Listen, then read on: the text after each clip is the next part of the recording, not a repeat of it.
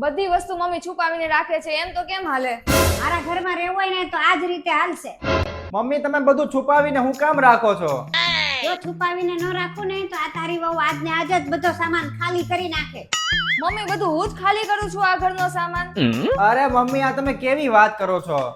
નવરી બજાર જેમ ઘર હાલે છે ને એમ જ હાલશે. તું વચ્ચે ડબકાપુરમાં. ઘરની બધી વસ્તુ મારાથી છુપાવીને રાખવી છે ને દીકરીને બધું આપી દેવું છે. આવી ગઈ ને દિલની વાત હોઠ ઉપર.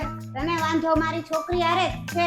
અરે એનાથી કાંઈ વાંધો નથી, પણ તમે બધી વસ્તુ છુપાવીને રાખો છો ને એનાથી વાંધો છે. 1 કિલો ઘી મેં મારી દીકરીને આપી દીધું, એમાં જ તે તને વાંધો પડી ગયો છે. અરે મનીષા સાંભળ. તમે તો ચૂપ જ રહો. જે હક મને મળવો જોઈએ ને ઈ તો મને મળતો જ નથી. હક મેળવવા માટે તો વર્ષો લાગી જાય છે, કાંઈ એમ એક દિવસમાં હક ન મળી જાય. અરે મમ્મી તમે તો સાંભળો. ચૂપ રહે તું. અને મારી છોકરીને વચ્ચે લાવવાની કાંઈ જરૂર નથી. તમારી છોકરી જ તે બધું કરાવે છે આપણા બે વચ્ચે. અરે મનીષા તું આ હું બોલે છો? મારી છોકરીથી તને વાંધો છે ને, હવે તને કાંઈ નહીં મળે. જા. અરે મમ્મી આવું ન બોલો, તમારી વહુ કહેવાય. મારે કાંઈ નથી જોતું, હું તો જાઉં છું મારા ઘરે. અરે મનીષા આટલી વાતમાં ઘર છોડીને ન જવાય. એક કામ કરો, તમે તો તમારી મમ્મી અને બેન સાથે રહો, હું તો જાઉં છું મારા ઘરે. મમ્મી આને રોકી લ્યો. નવરી બજાર જાતા હોય એને કોઈ ન રોકી કે જવા દે. મનીષા રોતો રે આય દરવાજે ઊભો ઊભો. હું તો જાઉં છું હુવા.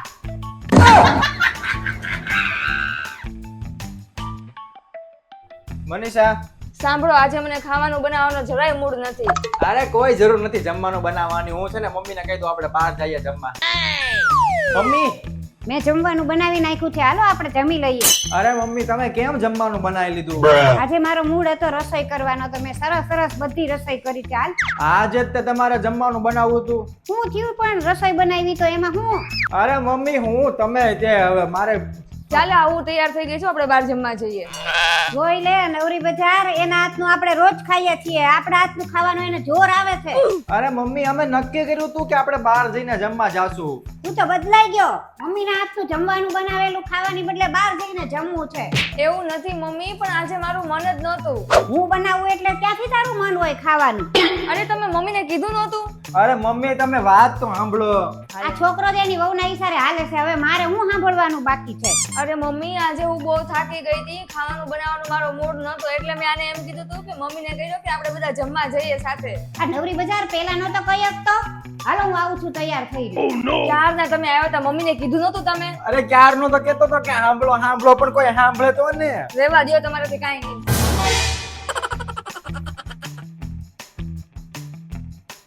ભાઈ તમે સાંભળ્યું, બાજુવાળાને ત્યાં પોલીસ આવી છે. કેમ? અરે એના ઘરે ચોરી થઈ છે. એ લોકો ગામડે ગયા હતા ને તો એ લોકો આવ્યા ને ત્યારે આખું ઘર તૂટલું ફૂટલું કરી નાખ્યું હતું અને બધું ચોરાઈ ગયું હતું કબાટમાંથી. શું વાત કરે છો? આપણી સોસાયટીમાં અને ચોરી? હા તો કેમ આપણી સોસાયટીમાં ચોરી ન થાય? અને પાછું એના ઘરમાં તો 50 તોલા સોનું હતું. કોણે કીધું? એણે કીધું, અને પાછા 10 લાખ રૂપિયા રોકડાય હતા. હવે ભાઈ હાવ ફાંકે બાદ છે, ગોળા મારે છે નકરા. ખોટું બોલો, મને કાંઈ નથી ફેંકતા. અરે હવે એનું મોઢું જોયું છે કોઈ દિવસ? તે 5 તોલાનું મોઢું નથી. અરે હાવ ફાંકે બાદ છે, લુખ્ખો છે. પણ હવે મને તો એ વિચાર આવે છે કે આના ઘરમાં ચોરી થાય એટલે બહુ કહેવાય એમ.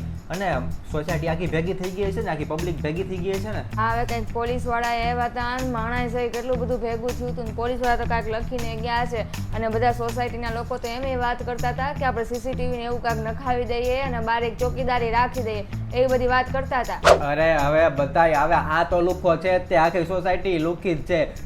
કેમેરાની અત્યારે કરશે ચોરી થઈ જ ને, એટલે પછી જ્યારે આપણે ઉઘરાણી કરવા જાશું ને ઘરે ઘરે, એટલે એ કહે ને ખાલી કે કેમેરા માટે ભાઈ 2000 દેવા પડશે ઘરના, કે 1000 દેવા પડશે, તો કોઈ નહીં દે. કોઈ બધા હાથ ઊંચા કરી દે કે ના ના હમણાં નહીં. મને તો બધી વાતમાં વાંધા વચકા છે જ તે. એમ એક કામ કરો, આપણે લોકર લઈ આવો. હવે લોકર લઈ આવીને શું રાખવું છે તારે? સોનું જ રાખવાનું હોય ને. આ માણસને બુદ્ધિ જ નથી. અરે પણ ચોરી થાય એનો સામાન તો હોવો જોઈએ ને આપણા ઘરમાં. હું લઈ જાહે આપણા ઘરમાંથી? અને એ તો ઉપરથી મૂકીને જાહે કદાચ આવશે ને તો. અને ઓલો બાજુ વાળો તે નકરું ફેંકે જ છે, ખોટો હાવ. અને આ બધા ખોટું બોલે આવ 2 નંબરના ખોટા માણસ છે અને કે 10 લાખ રૂપિયા રોકડા હતા અને 50 તોલા ઈ કે હોનું હતું. કોઈ દી જોયું આનું મોઢું જોયું છે કોઈ દી? કે મને તો લાગે 1 તોલો હોનું નહીં હોય. આ તો ચોરી થાય ને એટલે બધું ખોટું લખાઈ દે કે આટલું હતું. બાકી કોઈની પાસે 10 લાખ રૂપિયા હોય રોકડા અને 50 તોલા ઘરમાં રાખ્યું હોય હોનું તો અહીંયા રહેતો હોય આપણી બાજુમાં હોય જ નહીં. આ બધા ખોટા હાવ. પણ એની તિજોરીને ઈ બધું છે ને તોડી નાખ્યું છે એક ચોરે. તોડી તો નાખે જ નહીં. કઈ ચાવી લઈને થોડી કઈ ખોલે. તોડ્યું હોય પછી એમાં જરી થોડું ઘણું મળ્યું હોય 100-200 રૂપિયા લઈને વયો ગયો હોય. આ માણસને બુદ્ધિ જ નથી. કાંઈ પણ કહીએ ને કાંઈ અસર નથી થતી. આપણે જરાય ટેન્શન નહીં લેવાનું. ટેન્શન તો લેવાનું જ હોય ને. આપણા ઘરમાં કેટલા રોકડા પૈસા પડ્યા છે. આપણા ઘરમાં કેટલા રોકડા પડ્યા છે? 5000 ક્યાં 4000? હવે આપણે જ્યાં જઈએ ને ત્યાં ઈ લઈને વયા જવાનું હોય. એમાં કાંઈ ઘરે મૂકીને ન જવાનું હોય. એમાં શું વળી? આ પહેલો એવો માણસ છે કે પોતાના જ ઘરની ઇજ્જત કાઢે છે. એટલે આપણને ચોરની બીક જ નથી, કોઈ રિસ્ક જ નથી. એ તો સારું ન કહેવાય? શું સારું કહેવાય? તમને કઈ કહેવા જેવું નથી. અરે ભાઈ ધીમે ધીમે અહીંયા બાજુમાં બધા ટોળા ને ટોળા ભેગા થયા છે. માણસો સાંભળી જાય કોક. હા તો પણ હું તમને ઈ જ કહું છું. અને બાજુમાં તમે જાઓ ને આ બધા ટોળાની વચ્ચે તો આવું બોલતા નહીં. આમ જો તને બહુ ચિંતા હોય ને તો આપણી પાસે જે કાંઈ કિંમતી સામાન હોય ને, પૈસા કે કાંઈ પણ તારા કાંઈ હોનું કે એવું કાંઈ પણ કોઈ પણ ઝીણી ઝીણી વસ્તુ હોય ને તને એમ લાગે ને કે આ કિંમતી છે એ મને આપી દેજે. બધું એક પોટલી બનાવીને હું મારી રીતે મૂકી દઈશ એક જગ્યાએ. ક્યાં મૂકવા જશો? અરે કોકને આપી દઈશ કે ગામડે મૂકી આવીશ. ન્યા ઘરે આપણે ઓલું છે ને ન્યા મૂકી આવશું. ના મને તમારા ઉપર જરાય ભરોસો નથી. મારે કાંઈ નથી આપવું. મારી ઉપર વિશ્વાસ નથી? આ તો એક કામ કરો, હવે આ બધા જે ટોળા ઊભા છે ને ત્યાં જઈને તું કહી દે કે આ કેમેરા નખાવા જાઓ, સીસીટીવી નખાવા, જેટલો ખર્ચો થાય એટલો કરો. એ બધું છોડો ને. આ બાજુવાળાનું 50 તોલા સોનું ને 10 લાખ રૂપિયા રોકડા થઈ વયા ગયા. પણ આ ચોર આવ્યો ક્યાંથી હશે? ને સવારમાં તો બધા બહાર હોય છે તો કઈ રીતના આવ્યો હશે? પણ ઈ તો ગામડે જાય છે ને એટલે એવું થાય. ગામડે જાય છે એટલે કઈ રીતે?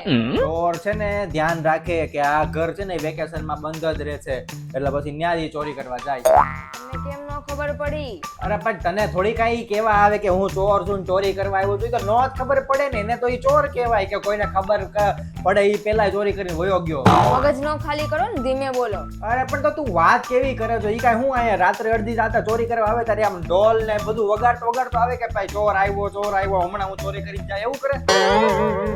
હવે ઈ બધું તું રહેવા દે. આ બધા તો ખોટા ચોરી ભલે થઈ પણ આ જેટલી ચોરી થઈ તો હાવ ગોળા જ મારે છે. મેઇન વસ્તુ ઈ છે કે ચોરી થઈ ને ઈ વાત છે, બીજી વાર ન થવી જોઈએ. હા ઈ જ કહું છું કે ધ્યાન રાખવાનું કે આપણા ઘરમાં કોઈ ચોરી ન કરી જાય. અને ઘઉં ને ઈ બધું બગાડી નાખ્યું છે. બોલો. બગાડી નાખ્યા? હવે તું વાત સમજ કે જો ઈ ચોર આવ્યો હોય અને આ એમ કે 10 લાખ રૂપિયા લઈ ગયો ને 50 તોલા હોનું લઈ ગયો, જો ઈ 50 તોલા હોનું આ બધું લઈ ગયો હોય બરોબર, તો ઘઉં શું કામ બગાડી જાય? એને કાંઈ ન મળ્યું હોય એટલે મગજ છટકી ગયું હોય કે આ ઘરમાં છે જ નહીં કાંઈ, તો કે ઘઉં બગાડ નાખો. ઠીક એવું એમ ને? હવે તને સમજાઈ ગયું ને? એવા ચોર ને કાંઈ મળે નહીં ને એટલે પછી ઘઉં ઉપર એને દાજ ઉતારી. લ્યો હું કહી આવું બધાને.